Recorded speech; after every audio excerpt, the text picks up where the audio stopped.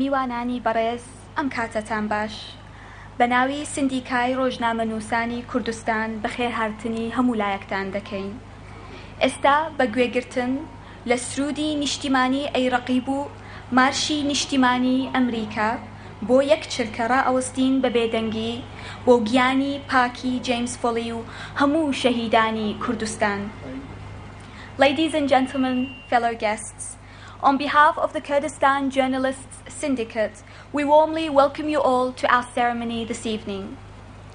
We will begin the ceremony with the Kurdistan and American national anthems with a minute of silence for the life of James Foley and the martyrs of Kurdistan.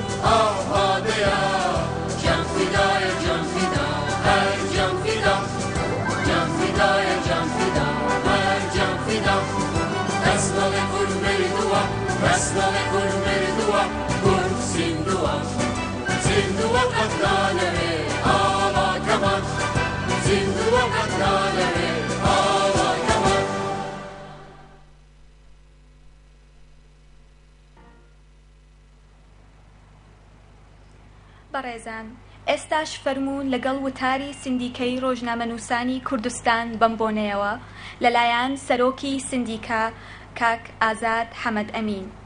On this occasion, the Kurdistan Journalist Syndicate's remarks will be presented by the syndicate's president, Mr. Azad Hamad Amin.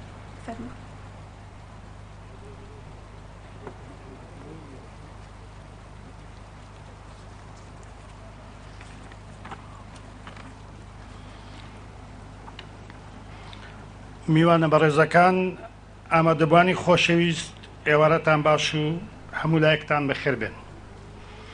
Good evening, ladies and gentlemen, distinguished guests. We would like to welcome all of you warmly.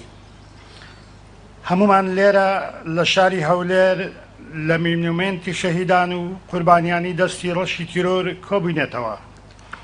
Today we are gathered to commemorate and pay tribute to a victim of the dark acts of terrorism. بۆ ئەوەی ڕێز لە یاد و گیانی قوربانیەکی دیکەی دەستی قێزەونی تیرۆر و دەیان هەزار قوربانی دیکەی پێکهاتەنەتەوەیی و ئاینی و مەزهەبیەکانی تیرۆر بگرین. To honor and pay tribute to one of the victims and tens of thousands of victims of the terrorism acts. درود بۆ گیانی ئەوان و نەفرەت بۆ تاوانکاران و تیرۆریستان بنێرین. In this day, we send blessings to the spirits of the victims, and at the same time, we curse and damn all the terrorists who did these vicious acts.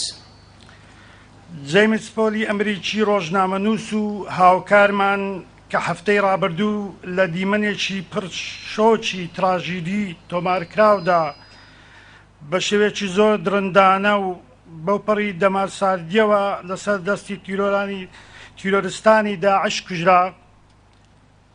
James Foley, who last week was martyred and killed within a vicious act of terrorism, shocked us all in a very barbarous and savage way, who was killed by terrorists. ئەمەش قوربانێکی دیکەی ئەو ئایدۆلۆژیە تاریکەیە کە بە هیچ شێوەیەک شوێنی لە ڕووناچیدا نابێتەوە و تا هەتایە هەر دەبێ لە تاریکیدا بمێنێتەوە. He became a victim of this darkness, and this darkness has no place in the light forever. فۆلیش یەکێکی ترە لەو هەزاران قوربانیەی بەدەستی بێبەزەیی و دلی ڕەشی تیرۆر لە شەنگال و دەوروبەری و لە ناوچەکانی دەشتی نەینەوا و لە زۆر شوێنی دیکە. And James Foley is one of the thousands of the victims that were killed by the terrorists in Shangal and the Nineveh plains at the hands of those vicious people. کە لەگەڵ خوشک و برایانی کوردی ئێزدی و مەسیحی و شەبەک و کاکەیی و تەواوی پێکاتە نەتەوەیی و ئاینیەکان کوژران. Those victims who were killed with all our sisters and brothers from the Yazidi community, Christians, Shabak and Kakis and all the other victims. کۆمەڵکوژ و کۆیلەکران، ڕاوەدوونران، جیران بێسەر و شوێن کران، دەربەدەر و ئاوارە کران. They were killed, enslaved, arrested, and some of them are missing, and now some of them are refugees. فۆلی بووە قوربانی ئەو بەرگەریەی کە ئەمریکای دۆست بۆ پشتگیری پێشمەرگا لە لێقاومەوان و ستەمدیلەکانی ناوچەکەی کرد. Foley became the victim of the defense that was provided by the United States for the Peshmerga forces and the great support, and also for the oppressed people of the region. بۆ قوربانی ئەو پرەنسیپ و بەهایانەی کە تیرۆر و ئایدۆلۆژیای تۆقاندن و کوشتن و سەربڕین. Foley became a victim of all the principles and the values that are done by the terrorists and the ideology of horror and terror. ئەو تاوانە درەندەکانی داعش و داعشەکان ڕەت دەکەنەوە و دەیانەوێت لە جیاتی مردن ژیان لەم خاکە بچێنن، دەیانەوێت جیهانی تاریکی ڕووناچی لەسەر ئەم زەمینە بژێننەوە. He became a victim of the acts of those ISIS and ISIS people who think like them, and those victims who wanted to give life instead of death, and those victims wanted to implant light instead of darkness. بۆیە بە دڵنیاییەوە یادی ڕۆژنامەنووسی هاوکارمان جێمس فۆلی و گشت قوربانیەکانمان لە شەنگال و دەشتی نەینەوا و هەر بستێکی کوردستان و عێراق تا هەتایە لە ناو دڵی ئێمەدا بە زیندویی دەمێنێتەوە. With this, the memory and the remembrance of James Foley and all the victims of terrorism in Shangal and in all the area will remain in our hearts and memory forever. جێمس فۆلی هاوکارمانیش دەبێتە ئەستێرەیەکی پڕشنگدار و تا هەتایە دەگەشێتەوە و هەر بە زیندویی دەمێنێتەوە. And James Foley will remain a star in the sky of Kurdistan and in the sky of Iraq as one of the victims, and he will remain in our hearts forever. داعش و داعشەکان کە توانیان بەو پەڕی دەماساردیەوە تاوانی ئەوەندە سامناک و ستەمی ئەوەندە گەورە بەرامبەر بە مرۆڤ و مرۆڤایەتی ئەنجام بدەن، مەبەستیانە بە هەموو شێوەک چرای ژیان خامۆش بکەن و تاریکی و کشتن و جەهالەت بڵاو بکەنەوە. The ISIS and their supporters did very vicious acts, savage and barbarian acts against humans, against humanity. With this, they want to they want to darkness, they want to spread darkness and put out the candles of life.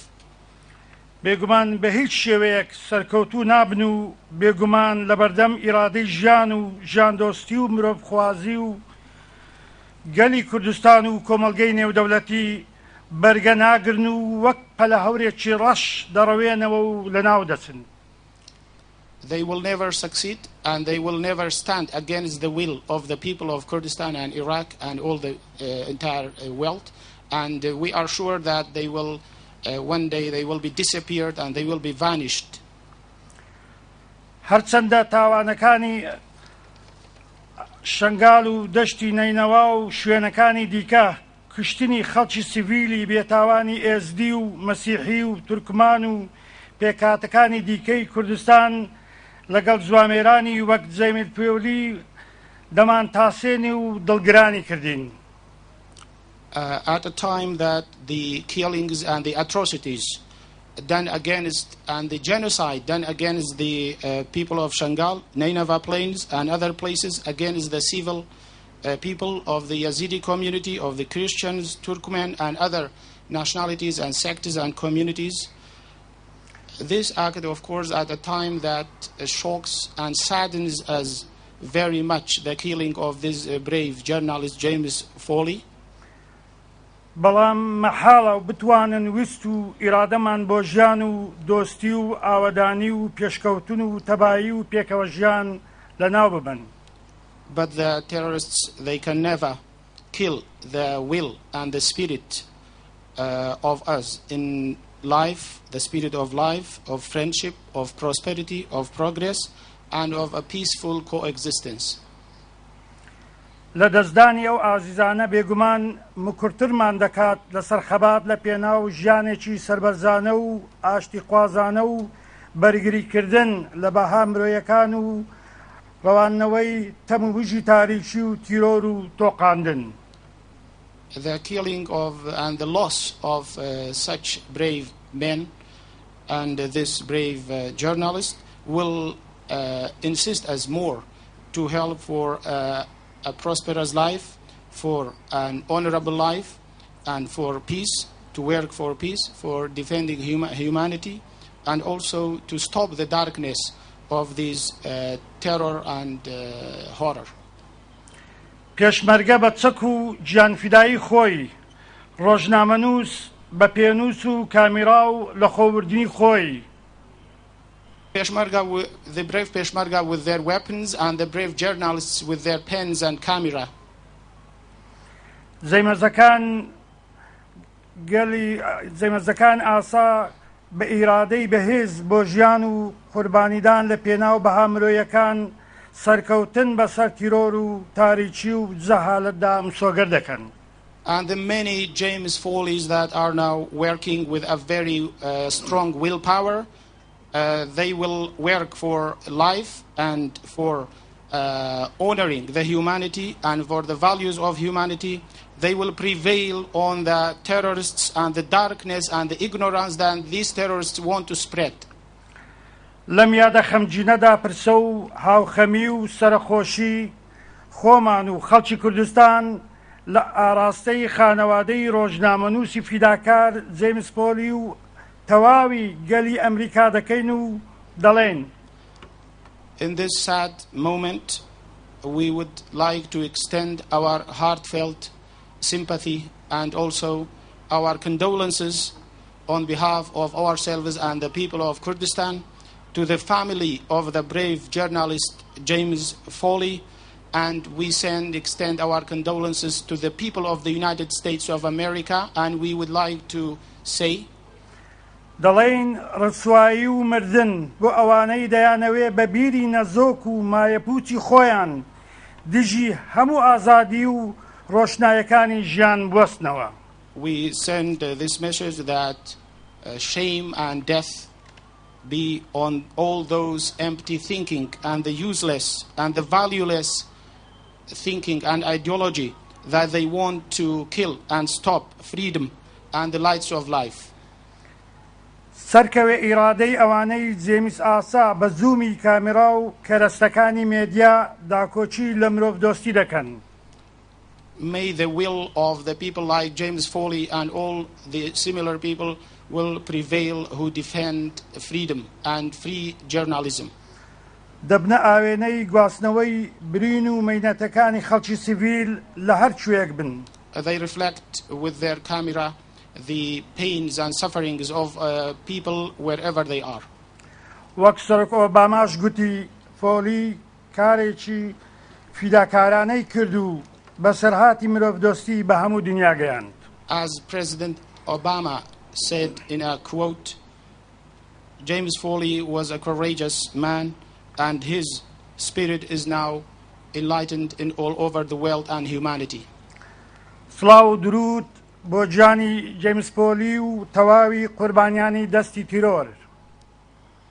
May James Foley rest in peace and all the other victims of terrorism. سڵاو و درود بۆ قوربانیانی ئێزدی و مەسیحی و تەواوی پێکهاتەکانی دیکەی کوردستان. Peace and blessings to the soul and of all the victims of Yazidi, Christians and all the other minorities. سڵاو بۆ ژیان و مرۆڤایەتی و بۆ ژیان دۆستی و مرۆڤ دۆستی. God bless life and humanity and for the entire world. لە کۆتاییدا دەمەوێت ئەوە بڵێم کە سەندیکای ڕۆژنامەنووسان بەو پێی ئەندامی فدراسیۆنی ڕۆژنامەنووسانی نێودەوڵەتیە ئەمڕۆ پەیامێکیش گەیشتووە لە بەڕێز جیم بۆ مەلحا سەرۆکی فدراسیۆنی ڕۆژنامەنووسانی نێودەوڵەتی و بێت کۆستا ئەمینداری گشتی فدراسیۆن هەم هاوخەمی و دەستخۆشیمان لێ دەکەن و سەرخۆشیش لە خانەوادەیان دەکەن و داوا لە کۆمەڵگەی نێودەوڵەتی دەکەن ڕوبەڕووی هەمەزیەتی داعش ببنەوە تا ئەو قوربانیانە کەم بکرێتەوە و Finally, ladies and gentlemen, we would like to inform you kindly that we have received two messages from the President and the Vice President of the International Journalists Union or International Journalists, and they send their condolences. They say that they will ask the international community to face these savage and barbarian acts of ISIS. جارش کە زۆر سپاس بۆ مادەبوونتان بۆ ئامادەبوونتان هەروژین. Thank you very much for your presence and for your attendance. Thank you very much. زۆر سپاس بۆ سەرۆکی سندیکا.